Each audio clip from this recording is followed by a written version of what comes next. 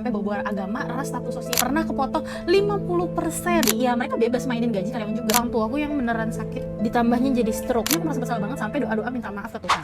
Lagi istirahat nih, kita kartak kali ya. Kita bacain cerita pekerja. Ini ada satu cerita sangat menarik. Apa tuh? Apaan tuh? Min, mau cerita. Jadi, aku pernah kerja di BUMC Keluarga. Ini badan usaha milik keluarga. Keluarga. Cemara. Jadi ada 2 atasan nih dan mereka suami istri. Menurutku, bosku ini sakit jiwa karena ngatur perusahaannya ngasal banget. Dan maunya semua pendapat dia itu bener. Gak ada SOP yang jelas. Selalu nyalahin timnya. Peraturan bisa berubah-ubah sesuka dia juga temperamen. Semua karyawan pasti kena omel sampai bawa agama, ras, status sosial. Udah temperamen bawa agama. Gaji juga sering dipotong tanpa alasan. Pernah kepotong 50%. Kalau gajinya sejuta kepotong 50%, 500.000 kepotong 50%, yang ada habis ya. 500.000 bisa beli apa tuh? 500.000 bisa beli. Hikmahnya. Tapi aku nggak berani protes karena percuma, karena temanku gajinya nggak turun, dalihnya itu belum perform. Jadi ya mereka bebas mainin gaji karyawan juga. Jelas aku nggak betah dan pengen resign. Ya aku juga sih kalau jadi dia ya.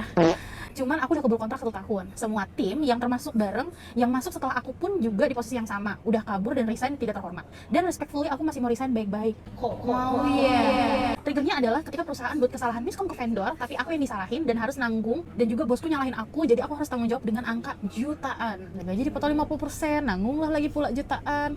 Dapat apa dong?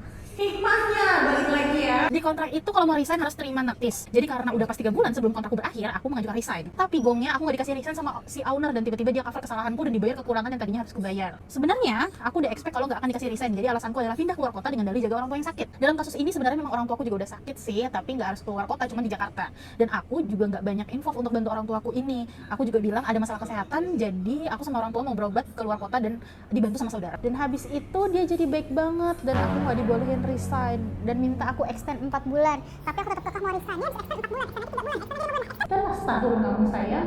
Bosku ini sekarang nanyain kabar orang tuaku. Aku juga izin dengan dalih nemenin orang tua. Pernah aku cuti 2 minggu full bilang mau keluar kota sama orang tua, padahal aku dan orang tua cuma di rumah. Sampai akhirnya setelah cuti 2 minggu, di hari ketiga aku kerja balik lagi ke kantor. Orang tuaku yang beneran sakit, ditambahnya jadi stroke. Yang artinya dan dia cuma butuh tongkat, jadi harus digendong ke kursi roda. Yang tadinya bisa makan dan mandi sendiri, jadi harus dibantu sama keluarga. Oh ya Allah. Pertanyaan gue sama pertanyaan dia sama nih. Aku agak merinding nih. Apakah ini karma? Apakah ini karma? Karma bukan? Mau buka puasa? Itu kurma apa ini dosa karena minta resign dengan alasan goib. Tapi orang tuaku kan emang udah sakit, jadi aku gak merasa bohong dong. Pokoknya aku merasa bersalah banget sampai doa-doa minta maaf ke Tuhan. Aku udah stres banget lihat orang tuaku sakit dan masih kerja di tempat anomali itu. Triggernya ketika kesalahan anak baru dikenain ke aku, jadi aku diceramahin dan diomelin 1 jam. Orang tuaku yang sakit dibawa-bawa. Akhirnya setelah gajian aku resign dan langsung hilang tanpa notis lagi. Hari itu aku balikin device kantor, langsung pulang. HP pribadi aku di ND, don't disturb, karena aku tahu pasti ditelepon terus. Iya, such a Gen Z behavior ya. Aku juga sudah kirim link handover ke anak baru tersebut.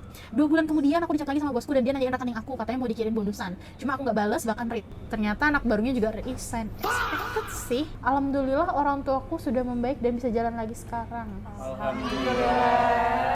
1, nggak boleh bohong. 2, walaupun kamu dizolimin, kamu nggak boleh zolim balik ya. Nih akhirnya Udah. menurut gue sih ya, sebenarnya kalau emang lu udah nggak mau kerja di tempat ini, ya udah cut off aja. Maksud gue, daripada ditutupi kebohongan lagi, di layer lagi, dibalut lagi, yang ada terbungkus kebohongan, jadinya meledak. 2, untuk ownernya ya, mohon maaf nih, gaji udah seuprit-uprit, potong lagi 50%, belum lagi harus gantiin kalau ada kesalahan ke vendor, rugi ratusan juta. Nah, sekali lagi, jangan zolim. Jangan apa? Oke. Ya menurut gue sih emang kita harus pintar-pintar nyari tempat kerja.